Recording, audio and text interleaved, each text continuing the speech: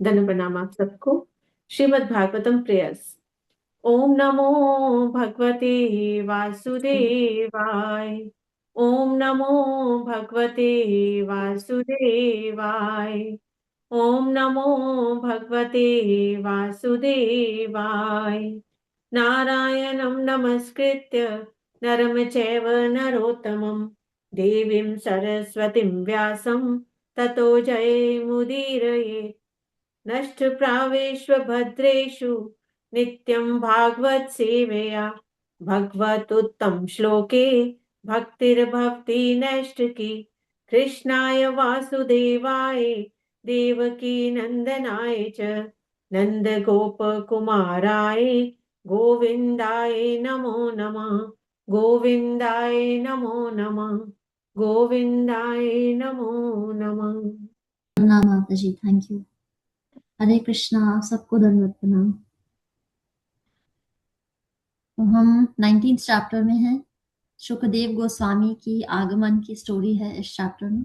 हमने कल 20th श्लोक तक पढ़ा था, जिसमें महाराज परीक्षित को जो ब्राह्मण एकत्रित हुए थे वो उनसे कह रहे थे कि क्योंकि आपके पूर्वज जो हैं वो पांडव हैं और आप स्वयं श्री कृष्ण से पारिवारिक संबंध भी रखते हैं और भक्त रूप में भी संबंध रखते हैं, तो इसमें कोई अचंभित करने वाली बात नहीं है कि आपने इतनी आसानी से अपनी राजगद्दी त्याग दी और अपने पुत्र को सब सौंप दिया। हम 21st वर्स से स्टार्ट करेंगे। अनम्यूट कर लीजिए जिसका भी म्यूट नहीं है। Thank you. 21st verse. सर्वे वयं तावत् इहा समेहा था कलेवरं यावत् असौ विहाय लोकं परं विराजसक्सं विशोकं या यस्यत्तं भागवता प्रधानः। हरे कृष्णा। हरे कृष्णा वैकुंठवासिनी माता जी, राधा माता जी, दंडवत प्रणाम। श्रील प्रभुपाद की जय। तात्पर्य, हम सभी यहाँ पर तब तक प्रतीक्षा करेंगे जब तक श्री भगवान के प्रमुख भक्त महाराज परीक्षित परम लोक को लौट नहीं जाते, जो समस्त संसारी कल्मश तथा समस्त प्रकार के शोक से पूर्ण रूप से मुक्त हैं। हरे कृष्ण।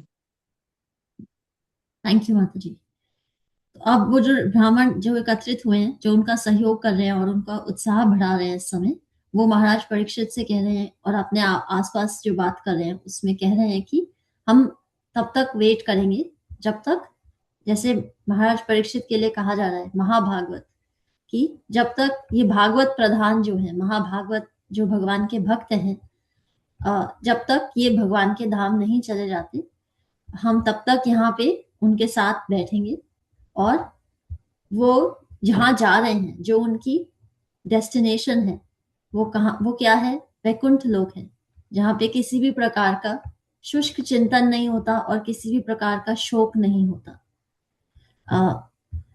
जो हमारी अंडरस्टैंडिंग है भगवान के धाम की, वो ये हो सकती है कि वैकुंठ है, और लेकिन जो वैकुंठ है उसमें भी बहुत सारे वैकुंठ लोग हैं। एक कोई एक नहीं है कि सिर्फ एक ही होता है, बहुत सारे हैं और भगवान के अलग अलग जो रूप हैं, अवतार हैं, उनको रिप्रेजेंट करते हैं। अयोध्या लोक है, त्रिविक्रम है, ऋषिकेशा, केशव, अनिरुद्ध, इतने सारे हैं, जितने मिलियंस, मतलब भगवान के अनंत नाम हैं, उतने भगवान के लोक हैं जहाँ पे कोई कुंठा नहीं है, इसलिए उनको वैकुंठ कहा जाता है। और लेकिन जो सबसे उच्चतम लोक माना गया है, उसमें गोलोक वृंदावन को सबसे उच्चतम माना गया है।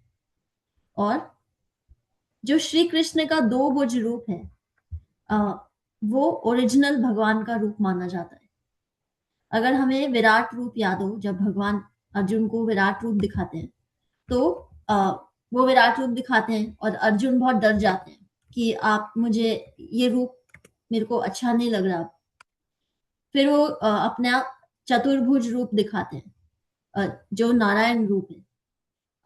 तो वो उसको भी दिखाते हैं, लेकिन अर्जुन उनसे फाइनली क्या रिक्वेस्ट करते हैं कि जनार्दन, आप मुझे, आप जो ओरिजिनल रूप हो, आप वैसा ही मुझे रूप दिखाओ, क्योंकि उसी से मेरे मन को शांति प्रदान मिलती है।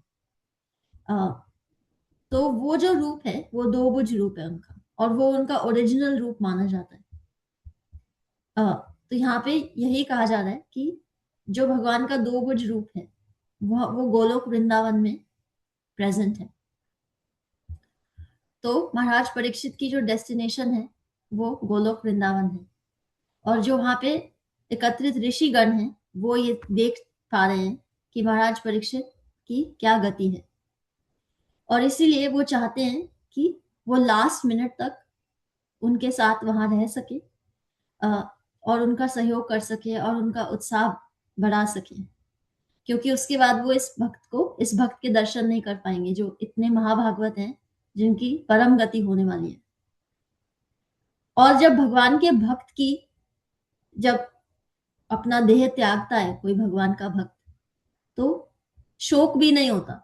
नहीं तो कोई ये भी सोच सकता है कि हम लास्ट मिनट तक नहीं रहना चाहते, क्योंकि लास्ट में जो डेथ वाला सीन होगा बहुत मुश्किल हो सकता है हमारे लिए देखना, इसीलिए हम नहीं रहना चाहते। लेकिन वो यहाँ क्या कह रहे हैं कि वो महाभागवत हैं, तो उनकी भगवान तक जाने के लिए हम बहुत प्रसन्न हैं, क्योंकि फाइनली जिसकी जो गति है, जिसकी जो डेस्टिनेशन है, वो वहां पहुंच गया, जिसका जो लक्ष्य था उसे प्राप्त हो गया। ऑफ कोर्स वो इस बात से दुखी हैं कि ऐसे महाभागवत के दर्शन हमें नहीं होंगे, लेकिन वो इससे ज्यादा प्रसन्न है कि फाइनली जिसकी जो गति है, जो महाभागवत है, जिसके पूर्वज पांडव हैं, जो श्री कृष्ण के भक्त हैं, श्री कृष्ण से संबंध भी रखते हैं पारिवारिक, वो फाइनली अब अपनी डेस्टिनेशन पे जा रहे हैं। तो इसीलिए जो ऋषि हैं उन्होंने ये डिसाइड किया कि वो वहीं पे रहेंगे महाराज परीक्षित के साथ।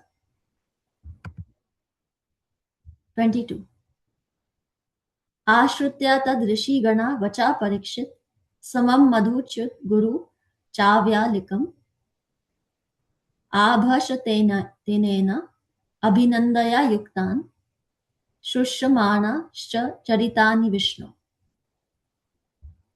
महान ऋषियों ने जो कुछ कहा वह सुनने में अति मधुर, सार्थक तथा यथार्थ रूप से प्रस्तुत किया गया पूर्ण सत्य था। अतः उन्हें सुनने के पश्चात महाराज परीक्षित ने भगवान श्री कृष्ण के कार्यकलापों के विषय में सुनने की इच्छा से महर्षियों का अभिनंदन किया। हरे कृष्ण।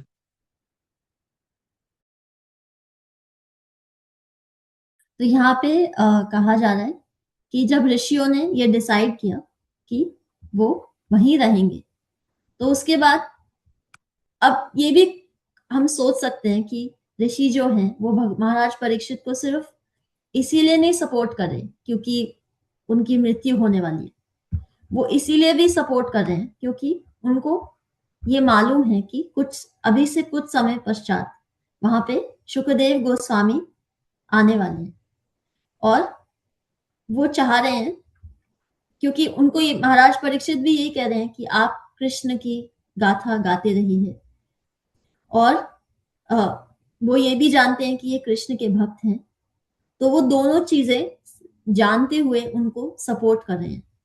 और इसीलिए जब महाराज परीक्षित उनको सुनते हैं कि वो ऋषिगण जो एकत्रित हुए हैं उनको इतना सपोर्ट करना चाहते हैं, तो उन्होंने फिर उनसे बोलना शुरू किया। हम नेक्स्ट श्लोक पढ़ेंगे 23 समागतः सर्वता एव सर्वे वेदा यथा मूर्ति धरास्त्रिपृष्ठे नेहात नामुत्र च कश्चन अर्थ ऋते परानुग्रहम आत्मशीलम। राजा ने कहा, हे महर्षियों, आप ब्रह्मांड के कोने कोने से आकर यहाँ पर कृपा पूर्वक एकत्र हुए हैं। आप सभी परम ज्ञान के मूर्ति मंत्र स्वरूप हैं, जो तीनों लोकों के ऊपर के लोक सत्यलोक का निवासी है। फलस्वरूप आपकी स्वाभाविक प्रवृत्ति अन्य व्यक्तियों का कल्याण करने की है, और इसके अतिरिक्त इस जीवन में या अगले जीवन में आपकी अन्य कोई रुचि नहीं है। हरे कृष्णा। थैंक यू माता जी। तो कुछ श्लोक पहले भी हमने यही पढ़ा था कि जो ऋषिगण होते हैं उनको एक्चुअली में जो राजा होते हैं या जो क्षत्रिय होते हैं उनमें कोई इतना इंटरेस्ट नहीं होता, या दुनियादारी में उनको कोई इतना इंटरेस्ट नहीं होता, क्योंकि वो उनका जो मन है वो भगवान में रमता है।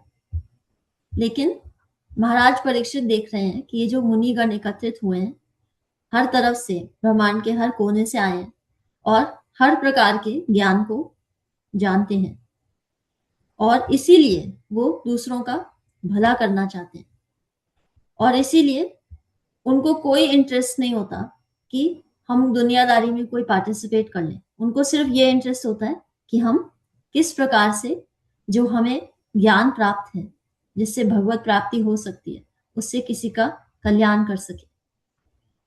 ये एक साधु के गुण होते हैं। यहाँ पे जो कंपैरिजन किया जा रहा है वो सत्यलोक से किया जा रहा है। तो उसके लिए हमें जो तात्पर्य है वो थोड़ा सा रीड करना पड़ेगा। माता जी आप प्लीज रीड कर दीजिए, और आप सब प्लीज साथ में रीड कीजिए।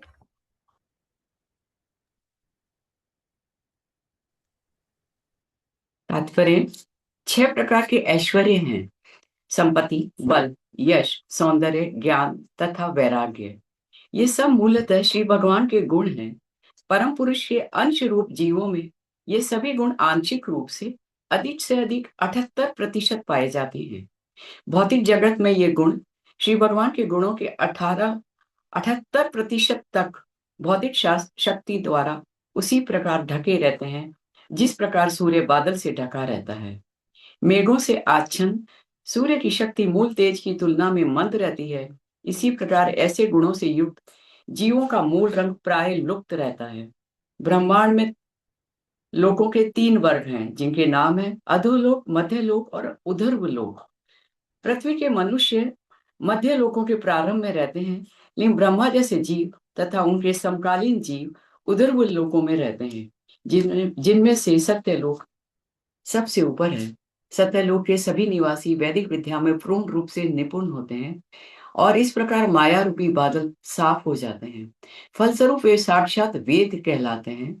ऐसे पुरुष संसारी तथा दिव्य दोनों प्रकार के ज्ञान से पूर्ण अवगत होने से संसारी या दिव्य लोकों में कोई रुचि नहीं रखते। वे एक प्रकार के इच्छा रहित भक्त हैं। पार्थिव जगत में उन्हें कुछ भी प्राप्त करना नहीं रहता है और दिव्य जगत में वे स्वयं में पूर्ण रहते हैं। तो फिर वे पार्थिव जगत में क्यों आते हैं? वे श्री भगवान के आदेश से विभिन्न लोकों में पतित आत्माओं का उद्धार करने हेतु मसीहा उद्धारकर्ता के रूप में आते हैं। वे पृथ्वी लोक में आते हैं और विभिन्न परिस्थितियों में मनुष्यों का कल्याण करते हैं। उन्हें इस संसार में भौतिक शक्ति द्वारा भ्रमित सड़ रहे पतित आत्माओं का उद्धार करने के अतिरिक्त अन्य कोई कार्य नहीं होता। हरे कृष्ण। थैंक यू माता जी।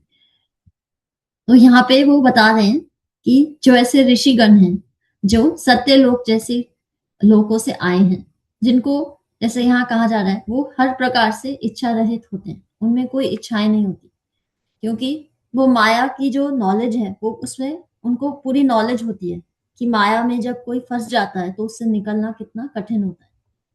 और भगवान की बारे में भगवत ज्ञान उनको उससे संपूर्ण होते हैं। तो अब कोई सोच सकता है कि उनको तो भगवत ज्ञान वो पूरी तरह से संपूर्ण है और माया में उनको कोई इंटरेस्ट नहीं है, तो फिर वो क्यों आते हैं ऐसी जगत में, मृत्यु लोक में क्यों आते हैं जहाँ पे माया इतनी प्रभावशील है और इतनी जिससे जीव इतने प्रताड़ित हैं। क्योंकि जो भी ऐसी आत्माएं हैं जो माया से उन्मुख हो गई हैं, माया से अटैच हो गई हैं, जिनको लगता है कि माया रूपी जो संसार है यही जीवन का सत्य है और इसी में ही लगे रहना हमारा गोल है। ऐसे पतित जीवों को का उद्धार करने के लिए ऐसी उच्च आत्माएं आती हैं और उसी प्रकार से वो महाराज परीक्षित के समक्ष आए हैं ताकि वो उनका इस समय ऐसे मुश्किल परिस्थिति में उनका सहयोग कर सके। और ये एक्चुअली क्यों होता है? इतनी कृपा क्यों होती है? जब कोई भक्त होता है, जब कोई भक्त होता है भगवान का। एक्चुअली जब हम सुनते हैं कि सर्वधर्मान परित्यज्य, हम सुन सुन के सोचते हैं हाँ ठीक है, कितनी बार कहेंगे भगवान कि आप मेरे पे सब छोड़ दीजिए, मैं सब ध्यान रख लूंगा। एक्चुअली सब छोड़ देने का मतलब यही होता है कि जब कोई विपत्ति आएगी तो वो किसी ना किसी रूप में ऐसे अरेंजमेंट कर देंगे कि आपका उस समय सहयोग हो सके, आपको एक तरह से ऐसी सपोर्ट मिल जाए जो आप एक्सपेक्ट भी नहीं कर सकते थे ऐसी कठिन परिस्थिति में। तो यहाँ पे इसीलिए कहा जा रहा है कि महाराज परीक्षित को सपोर्ट करने के लिए, उनका उत्साह बढ़ाने के लिए ऐसे मुनिगण, जैसे कि कहा जा रहा है, वो हर त्रिपृष्ठ, वो हर तरफ से जितने भी बड़े बड़े ब्रह्मांड है इस पूरी दुनिया में, इस पूरे ब्रह्मांड में, वहां सबसे आए। मूर्ति धरा उनको कहा जा रहा है कि वेदा यथा मूर्ति धरास्त्र पृष्ठे, कि वेद जैसी मूर्ति हो, वेद स्वयं मूर्तिमान हो जाए। और वेद क्या है? भगवान स्वयं है। वेदों के लिए एक शब्द जो यूज किया जाता है वो है अपौरुषेयम। मतलब पौरुषेयम क्या होता है? कोई इंसान द्वारा जब कुछ बोला जाता है। अपौरुषेयम मतलब वो जो शब्द बोले गए हैं वो किसी इंसान द्वारा नहीं बोले गए, वो भगवान द्वारा बोले गए। तो वो कोई ऐसी ऑर्डिनरी नॉलेज नहीं है कि ए फॉर एप्पल। वो ये नॉलेज है कि आप कौन हो, आप इस जगत में क्यों घूम रहे हो इधर उधर, और भगवान से आप रिकनेक्ट कैसे कर सकते हो। तो जो ये लोग आए हैं महाराज परीक्षित के पास, वेद यथा मूर्ति धरा, वेद समान मूर्ति, वेद मूर्तिमान है, त्रिपृष्ठ है, तीनों जो बड़े बड़े ब्रह्मांड हैं उनसे आए हैं ताकि वो उनका कल्याण कर सके। 24 ततश्च वह पृच्छयम् इमं विपृच्छे विश्रभ्य विप्र इति कृत्यतायं सर्वात्मना म्रियमाणेश्च कृत्यं शुद्धं च तत्रामृषताभियुक्ता। हे विश्वास पात्र ब्राह्मणों, अब मैं अपने वर्तमान कर्तव्य के विषय में पूछ रहा हूँ। कृपया पूर्ण विचार विमर्श के पश्चात मुझे सभी परिस्थितियों में हर एक के कर्तव्य के विषय में, और विशेष रूप से जो तुरंत मरने वाला हो, मरणासन, उसके कर्तव्य के विषय में बताइए। हरे कृष्ण। तो महाराज परीक्षित ने उन सबसे फिर पूछा कि अब क्योंकि मेरी ये परिस्थिति आ गई है जो जिससे आप सब परिचित हो, तो अब आप मुझे ये बताओ कि मेरी ड्यूटी क्या है। और वो यहाँ दो प्रश्न पूछ रहे हैं कि आप सोच समझ के मुझे ये बताओ कि हर परिस्थिति में, जैसे कि कहा जा रहा है, हर परिस्थिति में किसी की ड्यूटी क्या होती है। और कोई ऐसी ड्यूटी नहीं, कोई भी ड्यूटी, वो ड्यूटी जिसमें आपको इन्वेस्टमेंट ना देखो कि मैं ये इसलिए कर रहा हूं ताकि मुझे ये प्राप्त हो। मतलब कोई आपकी सेल्फिश ड्यूटी नहीं। हर परिस्थिति में किसी की क्या ड्यूटी होती है। और जो व्यक्ति, दूसरा प्रश्न क्या है, जो व्यक्ति मरने वाला हो उसकी क्या ड्यूटी होती है। तो यहाँ दो क्वेश्चन पूछ रहे हैं।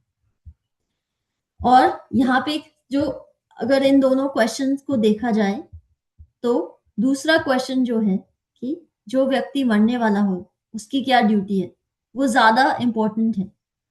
क्योंकि हम सब किसी ना किसी पॉइंट पे मृत्यु को प्राप्त होंगे और हमें मालूम नहीं है कब। तो ये इंपॉर्टेंट है कि हमें पता हो कि हमारी अल्टीमेटली ड्यूटी है क्या। चाहे हम कितने भी साल, हमारी मृत्यु अभी कहाँ है हमें नहीं मालूम, लेकिन हमें ये पता होना चाहिए कि हमारी ड्यूटी क्या है जो मरने वाला। क्योंकि हम सब एक पॉइंट के बाद, हमारी वही गति है, किसी के लिए कोई एक्सेप्शन नहीं है। तो महाराज परीक्षित जो हैं, उन्होंने जो ब्राह्मण वहां थे उनसे ये प्रश्न किए, और वो आगे ये सेम प्रश्न शुकदेव गोस्वामी से करेंगे। और वो उनको फिर जो हम सेकंड कैंटो से, जो 12th कैंटो है भागवतम का, वो उनको सुनाएंगे, जिसमें वो इन दोनों प्रश्नों के उनको उत्तर देंगे। और फाइनली वो उनको यही बताएंगे कि हर परिस्थिति में श्री कृष्ण का स्मरण करना ही सबसे इंपॉर्टेंट ड्यूटी है। और चाहे आप पूरी लाइफ में हर रोज की बात करो, हर पल की बात करो, और स्पेशली तब की जब आप मृत्यु के निकट हो। और भगवान स्वयं भगवत गीता जब एंड करते हैं तो वो यही करते हैं कि आप सब कुछ, जितने आपको धर्म की परिभाषाएं आती हैं, जितने आपको ओपिनियन आते हैं, जितनी आपको दुनियादारी की इतनी नॉलेज है, वो सब आप त्याग दो और मेरी शरण, माम एकम, केवल मेरी शरण ग्रहण कर लो, और उसके बाद आप मेरी रिस्पॉन्सिबिलिटी। अब महाराज परीक्षित तो राज ऋषि हैं, तो उनको मालूम है कि ये ड्यूटी है उनकी कि सर्वधर्मान परित्यज्य।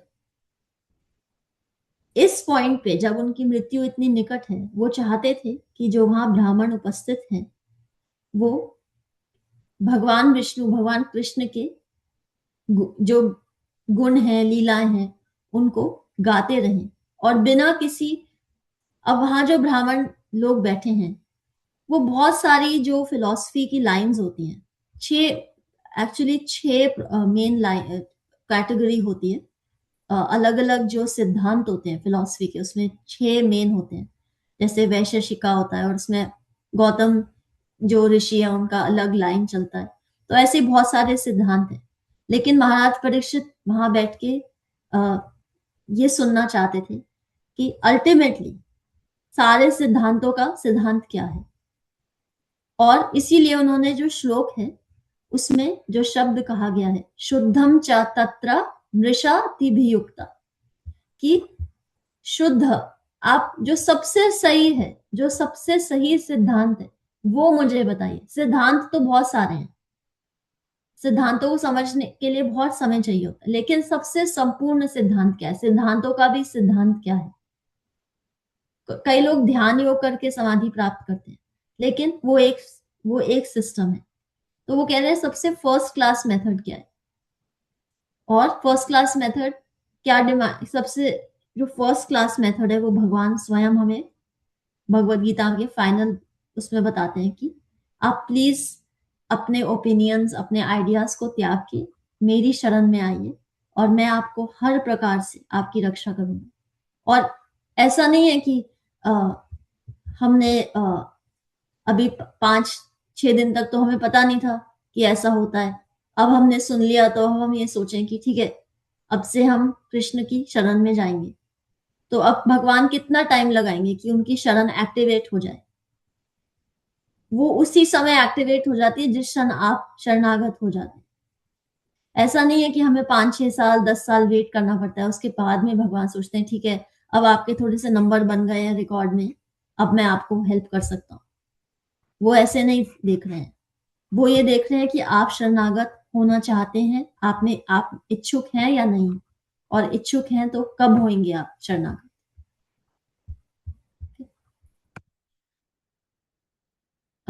25th, तत्र भवद भगवान व्यासपुत्रो यदृच्छा गाम आत्मानो नपेक्षः अलक्ष्य लिंगो निजलाभ तुष्टो प्रतश्च बाले अवधूत वेशः। उसी समय श्री व्यासदेव के शक्ति संपन्न पुत्र वहां प्रकट हुए, जो संपूर्ण पृथ्वी पर उदासीन तथा आत्मसंतुष्ट होकर विचरण करते रहते थे। उनमें किसी सामाजिक व्यवस्था या जीवन स्तर, वर्णाश्रम धर्म का कोई लक्षण प्रकट नहीं होता था। वे स्त्रियों तथा बच्चों से घिरे रहते थे और इस प्रकार का वेश धारण किए थे मानो दूसरों ने उन्हें उपेक्षित किया हो। हरे कृष्ण। थैंक यू माता जी। तो उसी समय वहां पे व्यासदेव के पुत्र सुखदेव गोस्वामी जो हैं, जिनके लिए क्या, तत्र भवद भगवान व्यासपुत्र। कई बार जो भगवान के परम वैष्णव होते हैं, परम भक्त होते हैं, उनके नाम के आगे भगवान लगा दिया जाता है। तो इसीलिए उनके लिए यहाँ कहा जा रहा है या तत्र भवद भगवान व्यासपुत्र, व्यास के पुत्र जो हैं सुखदेव गोस्वामी, तत्र उस समय वहां आए। यदृच्छा गाम आत्मनो नपेक्षः। अब क्या है कि वो जैसे हमने उनकी स्टोरी पहले भी पढ़ी थी जब भागवतम स्टार्ट हुई थी, कि वो आत्माराम है, वो अपने आप में सेटिस्फाइड थे। वो पहले तो ब्रह्मवादी थे, उनको माया में कोई इंटरेस्ट नहीं था, लेकिन बाद में जब उन्होंने भागवतम सुनी तो वो भगवान कृष्ण के परम भक्त बन गए। लेकिन वो इतने डिटैच थे पूरी सृष्टि से कि उनको स्त्री और पुरुष में भेद करना नहीं आता था, वो इतने डिटैच थे। और इसीलिए उनको देख के ऐसे लगता था कि वो ये है कौन, मतलब इनका स्टेटस क्या है, ये कौन सी क्लास, ये कौन से वर्ण आश्रम में है, क्या है। और उनको जब लोग देखते थे तो उनकी उपेक्षा करते थे, क्योंकि वो एक तरह से जैसे कोई इतना भगवान में अब्सॉर्ब्ड है, कोई इतना भगवान में उसका मन है कि उसको, जब वो इस दुनिया में आए तो उसको समझ में नहीं आता कि मैं कौन हूं या दुनिया कौन है। उसको सिर्फ भगवान ही भगवान, भगवान ही भगवान, जैसे कोई पागल हो। सुखदेव गोस्वामी के लिए कई बार ऐसी डिस्क्रिप्शन दी जाती है कि लोग उनकी उपेक्षा करते थे, क्योंकि वो उनको देख के ऐसे लगता था कि ये कोई पागल है। पर वास्तविक में वो उनका आत्माराम है, वो भगवान में रमते थे। उनको कोई, उनकी जो दृष्टि थी वो ऐसी थी कि उनको देख के कोई समझ नहीं पाता था कि ये कौन है। और वो जब माया रूपी संसार को देखते थे तो वो भी कोई भेद नहीं कर पाते थे कि स्त्री कौन है, पुरुष कौन है। तो यहाँ पे शुकदेव गोस्वामी अ, अब आ गए, जब महाराज परीक्षित जहाँ और ब्राह्मण जहाँ पे एकत्रित थे। अम, तो हम यहाँ पे स्टॉप करेंगे। थैंक यू माता जी, thank you for the reading Tara Mata जी। हरे कृष्णा, आप सबको दंडवत प्रणाम। की लर्निंग है और आपने कल के होमवर्क की मुझे कोई अंडरस्टैंडिंग है और असेसमेंट है तो आप प्लीज मुझे बताइए।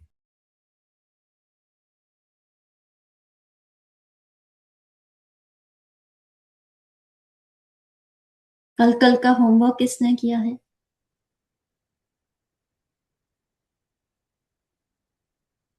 Okay, very nice. कोई क्वेश्चंस हैं?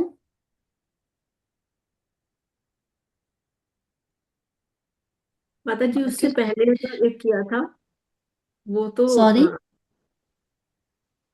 जो कल आपने कहा था उससे पहले एक किया था ना हमने 9.29, वो वाला जी तो समझ आ गया था, आपने जी। समझा भी दिया था।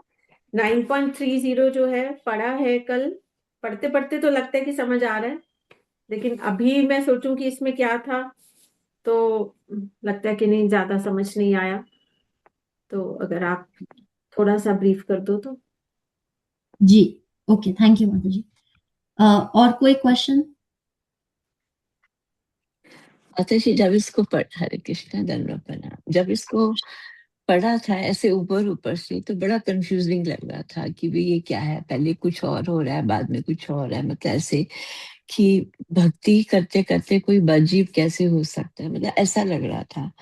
पर पढ़ते पढ़ते समझ तो आ रहा है, पर वही बात है कि थोड़ा उलझे हुए तो हैं इसमें। ओके, पर थैंक यू। बार बार पढ़ो तो कॉन्सेप्ट क्लियर हो रहा है कि इस श्लोक में कहा क्या जा रहा है।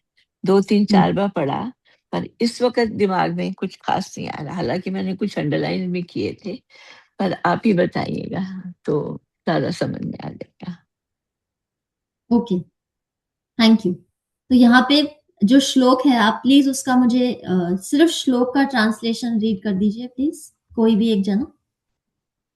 हरे कृष्ण।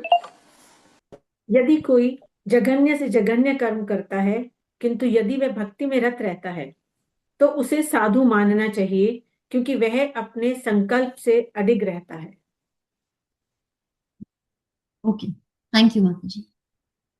तो यहाँ पे ये कहा जा रहा है कि कोई भी व्यक्ति वो भगवान भक्ति कर रहा है, लेकिन उससे कोई बहुत भयंकर गलती हो जाए, क्योंकि एक्चुअली क्या है, ये तो फैक्ट है, ये तो हम सब जानते हैं कि हम दो लाइफ पैरेलली जीते हैं। एक हम दुनियादारी में व्यस्त हैं, हमारी जो रिस्पॉन्सिबिलिटीज है, और एक हम, और जब हम दुनियादारी में व्यस्त होते हैं तो अक्सर हम माया के प्रभाव में ज्यादा होते हैं, और दूसरी जो हमारी रिस्पॉन्सिबिलिटी है भगवान भक्ति करने की। तो हम दोनों लाइफ को पैरेलल जीते हैं। ये तो हम सब इसमें तो हम सब अग्री कर सकते हैं। और जहां तक हमारा प्रयास रहे, हमारी ये कोशिश होनी चाहिए कि हम कुछ ऐसा नहीं करें जो हमारी भक्ति में बाधा बने। राइट, ये हमारी कि मतलब जब हम माया रूप संसार में जब काम कर रहे हैं या कोई हमारी रिस्पॉन्सिबिलिटी कर रहे हैं, तो हम हमेशा उसमें भी भगवान को सेंटर में रख रहे हैं। ऐसे नहीं कि ठीक है अब तो मैं मंदिर में नहीं हूं या मैं अभी भगवान मेरे सामने नहीं है, तो चलो ठीक है कुछ कर लो वैसा जो मुझे नहीं करना चाहिए, लाइक दैट। तो हमारी कोशिश ये रहती है कि जब हम माया रूपी संसार में हैं तब हम कुछ गलत नहीं करें। लेकिन अगर किसी से गलती हो जाती है, जो कि स्वाभाविक है क्योंकि हम माया के प्रभाव में रहते हैं, लेकिन हम इसको लाइसेंस नहीं मान सकते कि हाँ ठीक है गलती कर ली, अब तो हम जाके 9.30 श्लोक पढ़ लेंगे, भगवान क्षमा कर देंगे, बात खत्म। वो नहीं कहा जा रहा है यहाँ। ये कहा जा रहा है अगर आप भक्ति में हो और आप माया रूपी संसार में भी काम करते हो और आपसे कोई गलती हो जाती है, तो उसके बाद देखो दो चीजें होती हैं। हमें गिल्ट होती है, हमारे अंदर गिल्ट होती है कि हमने ऐसा क्यों किया। गिल्ट आपको डिप्रेशन में ले जा सकती है कि ओहो मेरे से ऐसा नहीं होना चाहिए था, मैंने ऐसा क्यों कर दिया। या गिल्ट आपको ये भी कह सकती है कि चलो ठीक है जो हो गया, भगवान यहाँ क्या कह रहे हैं, कोई बात नहीं, हो गया। अब उस पे फोकस करने की बजाय प्लीज मेरे ऊपर फोकस करो। वो तुम्हारे को क्षमा करना और तुम्हारा उद्धार करना मेरी रिस्पॉन्सिबिलिटी है। अपनी गिल्ट में ही बैठे रहोगे तो ना तो तुम दुनिया में ढंग से पार्टिसिपेट कर पाओगे और ना मेरे से जुड़ पाओगे। तो यहाँ पे ये कहा जा रहा है। लेकिन ऑफ कोर्स हम ऐसे नहीं कह सकते कि हमने गलती करी अब जाके हम 9.30 पढ़ लेंगे और या एक राउंड चैंटिंग कर लेंगे, काम हमारा खत्म। ये कहा जा रहा है कि कई बार ऐसी परिस्थिति ना चाह के भी हो जाती है कि किसी व्यक्ति से गलत काम हो जाता है। जैसे कि ऐसे कई कई बार ये एग्जाम्पल बहुत सारे कॉन्टेक्स्ट में दिया जाता है कि जैसे चांद होता है, मून होता है, उसपे बहुत सारे धब्बे होते हैं। राइट, लेकिन इसका मतलब ये तो नहीं है कि जब पूर्णमासी की रात होती है तो चंद्रमा की किरणें अच्छे से हमें दिखाई नहीं देती। दिखाई देती है ना, ऐसा तो नहीं है कि दिखाई देनी बंद हो जाती है क्योंकि उस पर दाग है। इसीलिए अगर कोई भक्त उससे कोई गलत काम हो जाता है और वैसे उस व्यक्ति का जो चरित्र है बहुत अच्छा है, बहुत पवित्र है, लेकिन बाय चांस उससे कोई गलती हो गई, तो ये उसी प्रकार है जैसे चांद पे दाग होते हैं। अब चांद यही सोचता रहे कि मेरे पे दाग है, तो उसकी किरणें वो अपनी किरणों से किसी को प्रभावित नहीं कर पाएगा। आप ये सोचो, ये साइंटिफिकली भी फैक्ट है कि जब पूर्णिमा का चांद होता है तो समुद्र के पास जाने के लिए मना किया जाता है क्योंकि उस समय लहरें सबसे ऊपर उठती हैं। राइट, ये एक चांद ही है ना जो पूरा होता है तो समुद्र के पास नहीं जाते। शांति से अपनी शांति से अपनी निर्मलता से पूरे महासागर को इन्फ्लुएंस कर सकता है। अगर वो अपने धब्बों को ही सोचता रहे तो वो क्या इन्फ्लुएंस करेगा बताओ। उसी प्रकार अगर कोई भक्त अपनी गलतियों का ये मनन करता रहे और भूल जाए कि जीवन का मकसद क्या है, अगर आप जितना अपनी गलतियों पे मनन करते हो आप उतना ही तामसिक गुण में रहते हो क्योंकि आपको उससे डिप्रेशन होता है। राइट, तो भगवान कह रहे हैं आप प्लीज उस रास्ते पे ना जाइए। आपसे गलती हो गई, आपको अफसोस है कि आपसे गलती हुई है, अब आप दोबारा ऐसा ना करें और प्लीज मेरी शरण में रहें। क्योंकि उसी के नेक्स्ट श्लोक में भगवान क्या कहते हैं, अगर आप ऐसा करते हो, अगर आप मेरी शरण में रहते हो तो क्या होता है, क्षिप्रम भवति धर्मा। क्षिप्रम मतलब बहुत जल्दी, भवती भवती मतलब जैसे कहते हैं ना भवा, आप बनो। क्षिप्रम भवती, आप क्या बन जाओगे, धर्मात्मा।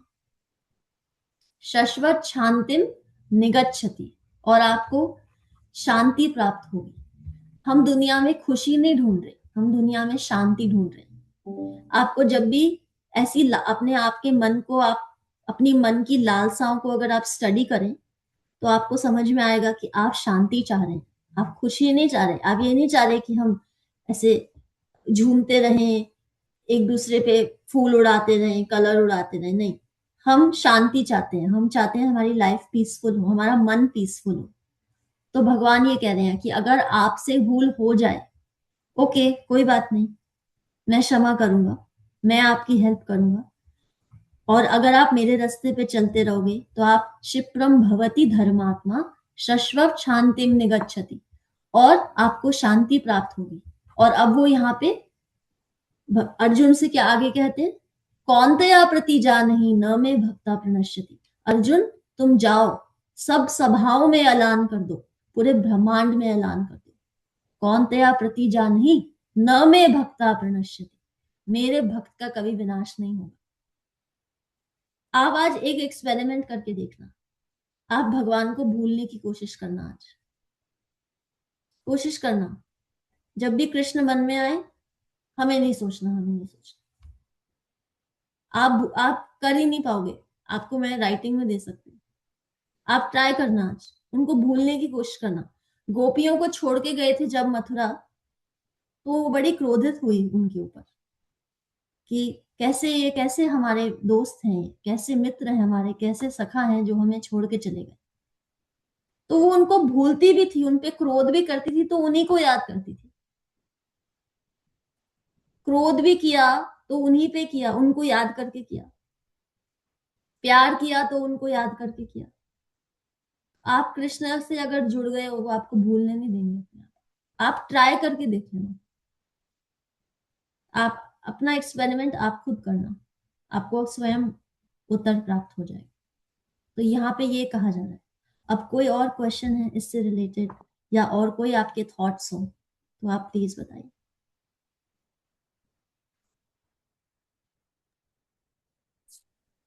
माता जी, ये मन में विचार, ये जो लिखा हुआ है, यदि कोई जगने कर्म करता है, जब कोई भक्ति में है, वो कोई गलती छोटी मोटी कर सकता है या भौतिक उसमें रहेगा, पर वो इतना कोई अपराध या कर्म थोड़ी कर सकता है जब वो भक्ति में है। तो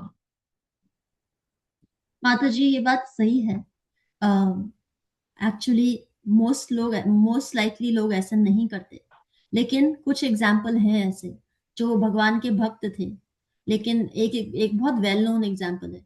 वो लोग एक जैसे रामलीला होती है ना दशहरे के समय, और तो ऐसे एक समय पे कृष्ण की कोई लीला का स्टेज शो हो रहा था, और उन्होंने भगवान के चरित्र को जब प्रेजेंट किया, कृष्ण के चरित्र को, तो थोड़ा सा एक उस प्रकार में प्रेजेंट कर दिया कि जैसे अगर आप किसी आम आदमी से, औरत से बात करें, तो वो सब कहते हैं कि कृष्ण की तो बहुत सारी गर्लफ्रेंड हैं, कृष्ण तो ऐसे हैं जिनको समझ नहीं है भगवान की।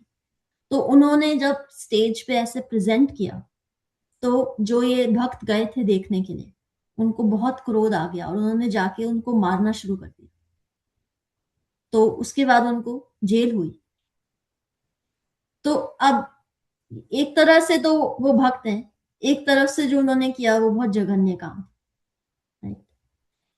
क्योंकि सब सब शरीरों में जो सोल है वो भगवान का ही पार्ट है। अगर सामने एज अ भक्त अगर आप कुछ गलत देख रहे हो, तो इसका मतलब ये नहीं आप आवाज नहीं उठाओ, पर आवाज उठाने का भी एक तरीका होता है। तो उन्होंने वो फॉलो नहीं किया, तो उनको फिर जेल हुई। तो ये एक एग्जाम्पल हम दे सकते हैं ऐसी सिचुएशन। Thank you. हमने कृष्ण के प्यार में किया जो भी किया, पर वो भी गलत था। जी, आवाज अपनी मत, आपको भगवान ये नहीं कह रहे आप अपना मत ना रखें, आप मत रखें। हर सोल यूनिक होती है, और हर व्यक्ति दुनिया अपनी आंखों से देखता है, अपनी दृष्टि से देखता है। तो भक्ति में जब हम आ जाते हैं, तो भगवान हमें क्या देखते हैं, क्या कह रहे हैं कि आप मेरी बनाई हुई सृष्टि है, तो आप मुझे हर जगह देखने का प्रयास करो। ये हमारा प्रोसेस है। लेकिन जब हम नहीं देखते, तभी तो हमसे गलती होती है, जब हम अपने आप को थोड़ा बड़ा मान लेते हैं सामने वाले से। ये यहाँ पे कहा जा रहा है। धन्यवाद। Thank you so much Radha Mata ji. Thank you. Hare Krishna Vini Mata जी। हरे कृष्णा। सबको दंडवत प्रणाम। ब्यूटीफुल एक्सप्लेनेशन माता जी। जय ओम विष्णु पदाय डिवाइन ग्रेस एसी भक्ति वेदांत स्वामी श्रीला प्रभुपाद की जय। नामाचार्य भक्ति सिद्धांत सरस्वती ठाकुर गोस्वामी महाराज की जय। अनंत कोटि वैष्णव वृंद की जय। नामाचार्य श्रीला हरिदास ठाकुर की जय। श्री श्री राधा माधव की जय। श्री पंच तत्व की जय। श्री जगन्नाथ सुभद्रा बलदेव की जय। श्री प्रहलाद नरसिंह भगवान की जय। श्री तुलसी महारानी की जय। श्री पतित पावन गौर निताय की जय। श्री गौर निताय प्रेमानंद हरि हरि बोल। All glories to assembled devotees, Hare Krishna. All glories to Guru and Gauranga, Hare Krishna. All glories to Srila Prabhupada, Hare Krishna. प्रेम से कहो श्री कृष्ण चैतन्य प्रभु नित्यानंदा श्री अद्वैत गदाधर शिवसादि गौर भक्त वृंदा की जय। राधा कृष्ण गोप गोपीनाथ राधा कुंड श्याम कुंड गिरि गोवर्धन ब्रिजभूमि वृंदावन धाम चंद उदय मायापुर नवद्वीप धाम की जय। राम सीता लक्ष्मण हनुमान की जय। गंगा मैया यमुना मैया की जय। ट्रांसडेंटल बुक डिस्ट्रीब्यूशन की जय। महाप्रसादम की जय। हरि नाम संकीर्तन की जय। Please forgive me if I have offended anyone with my words, deeds, and action. वाञ्छा कल्पतरुभ्यश्च कृपा सिंधुच एव च पतितानां पावनेभ्यो वैष्णवो नमो नमः। हरे कृष्णा। सबको दंडवत प्रणाम। Thank you so much for the seva. Have a blessed day, everyone. Have a blessed Ekadashi, everyone. Hare Krishna. Thank you माता जी। तारा माता जी सेशन का एंड कर दीजिए प्लीज। हरे कृष्णा। दंडवत प्रणाम माता जी। माता जी की लर्निंग एक सेकंड बता दूं। जरूर माता जी। कुछ महान और पवित्र आत्माएं जो वेद रूप हैं, वे पृथ्वी पर पतित आत्माओं के उद्धार के लिए आती हैं और महान भक्त परीक्षित महाराज के गोलोक गमन की तैयारी है। इसलिए सब एकत्र हुए हैं। वे उनसे प्रश्नोत्तर कर रहे हैं और अंत समय में भी अपने कर्तव्य के बारे में जानकारी ले रहे हैं। ये आज का लगा माता जी जो। हाँ, और श्री कृष्ण की असीम अनुकंपा से आज का संकीर्तन आनंद संपन्न हुआ। हम श्री कृष्ण के चरण कमल में नतमस्तक हैं और हम नित्य कृष्ण दास हैं और धन्यवाद देते हैं। साथ ही करबद्ध प्रार्थना करते हैं कि वो हमें अगाध शक्ति दे ताकि हम भक्ति कर सकें और भक्ति के मार्ग पर निरंतर निरंतर अग्रसर हो सकें। कृष्ण कृपा हम सब पर बनी रहे। और साथ ही एक मैसेज आज जो भी माता जी ने पूछा था उसी पर एक छोटी सी स्टोरी के जरिए कि वो स्टेज पर चढ़ गए और उन्हें फाइनली जेल हो गई। तो एक चर्च था और चर्च के पास में एक शराबी ने अपनी दुकान खोल ली। लोगों ने बहुत ऑब्जेक्शन उठाया कि ये सब गलत है, चर्च के पास में किसी शराब की दुकान नहीं होनी चाहिए। उसे मना किया गया पर वो नहीं माना।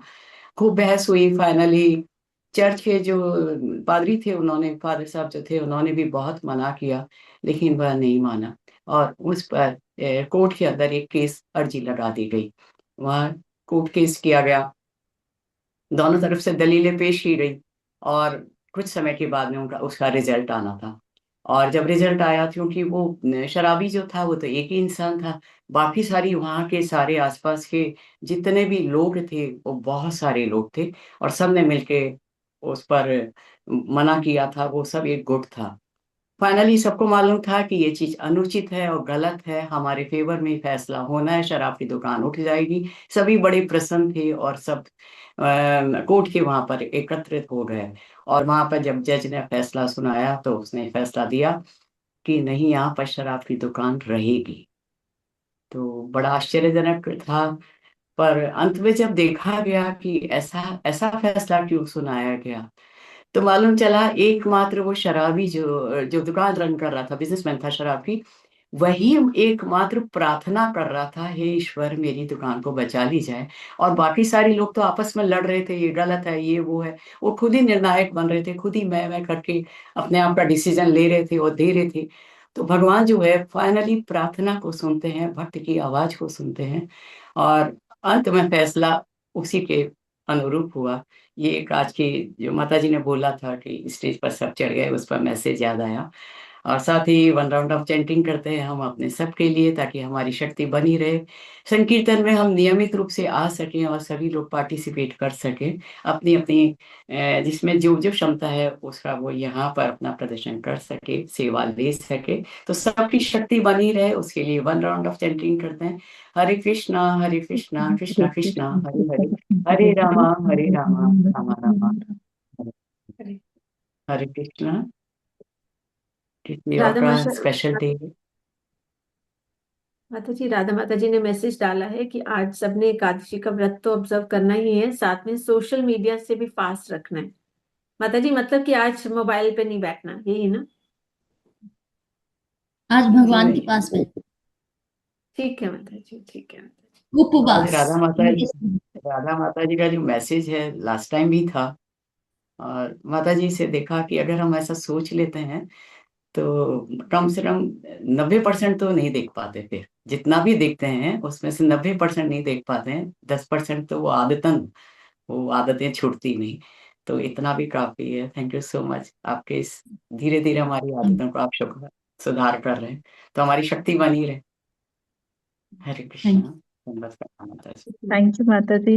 हरे कृष्णा, सबको धन्यवाद प्रणाम। थैंक यू माता माता जी। जी बिल्कुल छूट जाएंगे तो रूड हो जाएंगे ना, अगर बिल्कुल ही मोबाइल से छूट जाएंगे तो रूड कहलाएंगे, तो सोसाइटी में तो रहना है, तो उतना सा तो जरूरी है।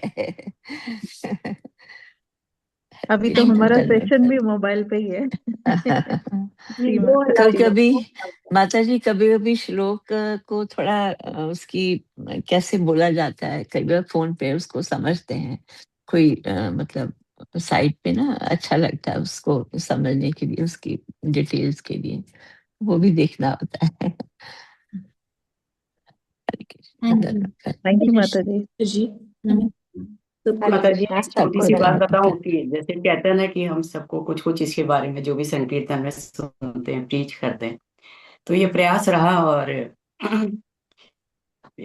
कुछ लोगों को बताते हैं तो कई बार कुछ लोग मखौल उड़ा देते हैं, मजाक बना देते हैं, तो हम जैसा सोचेंगे तो कृष्ण के विषय में सोचें, उन्हें सेंटर में रखें, और जो आप बताते हैं और सारे कार्य उन्हीं के से संबंधित करें, उन्हीं को सेंटर में रखें। तो एक महिला मुझे कहती है कि मैं तो बहुत सेंटर में रखती हूँ, पर कहाँ बन पाती हूँ, कि जैसे मैं नीता अंबानी को अपने सेंटर में रखती हूँ, दिन भर रखती हूँ, पर मैं वैसी नहीं बन पाती हूँ। मकाल मखौल भी बना देते हैं, मजाक बना देते हैं, अब वैसे लोगों को क्या समझाया जाए। हरे कृष्ण। थैंक यू माता जी। हरे कृष्णा माता जी, मेरा एक Thank you. क्वेश्चन था, आज ये एकादशी के फास्ट में क्या हम ये कैप्सिकम ले सकते हैं, टमाटर डाल सकते हैं, और हल्दी का प्रयोग वर्जित होता है क्या? ये 2-3 चीजें। मंजू माता जी आप बताइए।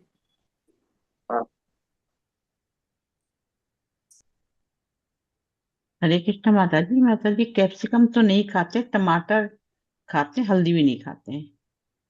ओके, टमाटर हम लोग तो खा सकते, पर ये हल्दी बिल्कुल नहीं खाते हैं, कैप्सिकम भी नहीं खाते हैं, गाजर भी नहीं खाते हैं। अच्छा, गाजर भी नहीं लेते? जी नहीं, गाजर भी नहीं लेते। मंजू माता जी घिया तो ले सकते हैं ना? हाँ, घिया ले सकते हैं, घिया तो नहीं, और सब ले सकते हैं। माता जी मैंने एक बार गाजर का हलवा खा लिया था। नहीं, अनजाने तो खा लो, कोई बात नहीं। ठीक है। ठीक है, हरे माता जी कृष्ण। हमें तो यही पता था कि गाजर भी फलाहार में आती है। गाजर तो फलाहार में आती है माता जी, पता नहीं, कहीं हाँ ऐसा माता लिखा जी। हुआ है, नहीं खाते हैं, कहीं लेकिन हम अलग। टमाटर भी नहीं लेते, घिया भी नहीं लेते। तो माता जी क्या क्या ले सकते क्या हैं? हम लोग इस्कॉन में मानते हैं, इस्कॉन में तो ऐसे ही होता है, गाजर नहीं खाते हैं, जी, तो हल्दी नहीं खाते गाजर, तो इसलिए हम लोग उसको ही मानते हैं।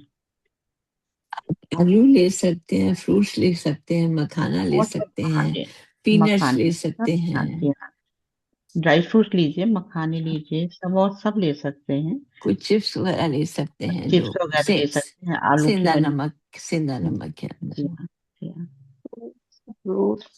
मखाने की खीर बना लीजिए, बहुत अच्छी बनती है मखाने की खीर। साबूदाना ले सकते हैं, साबूदाने की खिचड़ी, जी हाँ। साबूदाने की खिचड़ी, जी सादा माता तो जी, थैंक यू माता जी, हरे कृष्ण। खीरा, हम दही, हाँ, साबूदाने को पाउडर बना के उसमें थोड़ा सा कुट्टू का आटा डाल के उसका चिल्ला, लौकी डाल के घिस के उसमें डाल के बहुत अच्छा चिल्ला बनता है उसका।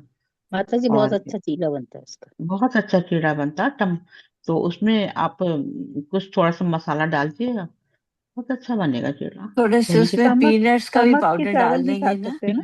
हाँ हाँ पीनट्स, हाँ हाँ, थोड़े पीनट्स का पीनट्स के पाउडर हाँ भी डालोगे ना पाउडर थोड़ा, करके उसको डाल दीजिए। मतलब वो हल्का थोड़ा ग्रेन्यूल्स रहे तो वो भी बहुत अच्छा बनता है, थोड़ा क्रिस्पी लुक, टेस्ट भी आ जाता है, न्यूट्रिशियस भी हो जाता है। जी हाँ नमक के चावल भी बहुत फायदा भी जी करते हाँ हैं और खा भी जी सकते हाँ। हैं। हाँ आप सारी हरे माता जी, कृष्ण। नमक के, जैसे हरे नवरात्रि का व्रत रखा जाता है ना, जी जी बिल्कुल माता और बिल्कुल जी। बिल्कुल ऑलमोस्ट वही, ऑलमोस्ट बिल्कुल वो सारी चीजें वही। खा सकते जी माता जी, हैं। हरे नवरात्रि में कृष्णा। भी कुछ मैम, लोग टमाटर नहीं खाते, अच्छा, हल्दी तो किसी में भी नहीं खाते, लेकिन हम लोग नवरात्रि में भी टमाटर खा लेते हैं जी और उसमें भी खा लेते हैं। बाकी सब चीजें ऑलमोस्ट कॉमन है, जैसे अगर आपने कभी नवरात्रि का रखा हुआ है तो वैसे ही ये है, एकादशी का है। माता जी, जी किसी संडे को अपन एकादशी स्पेशल जो भी बनता है उसकी रेसिपीज डिस्कस करेंगे। ठीक है जरूर। मंजू माता जी को ही देंगे ये ड्यूटी फिर। हरे नहीं कृष्ण। इसका है मतलब जैसे आप लोग इसका सामक के चावल के साथ में कढ़ी भी बना सकते हैं, बहुत टेस्टी बनती है। कैसे बनती है, उसको वो दही को पतला कर लीजिए, छाछ लीजिए, उसमें थोड़ा सा ये कूटू का आटा उसमें मिक्स कर लीजिए, और उसको जैसे हम लोग बेसन मिलाते हैं ना वैसे कूटू का आटा डाल दीजिए उसमें, और उसके बाद में उसको छौंक दीजिए, नमक खटा जो भी को डालते हैं, नींबू उम्बू डाल के, बहुत टेस्टी बनती है ऐसे। अच्छा उसको समक के चावल के साथ में कढ़ी के जैसा खाइए, कढ़ी के साथ में बहुत अच्छा लगता है, और फीलिंग भी हो जाता है अच्छा। ठीक है माता जी, माता जी, थैंक यू। थैंक यू माता जी, Hare Krishna. Hare Krishna Hare Krishna. Thank you so much माता जी।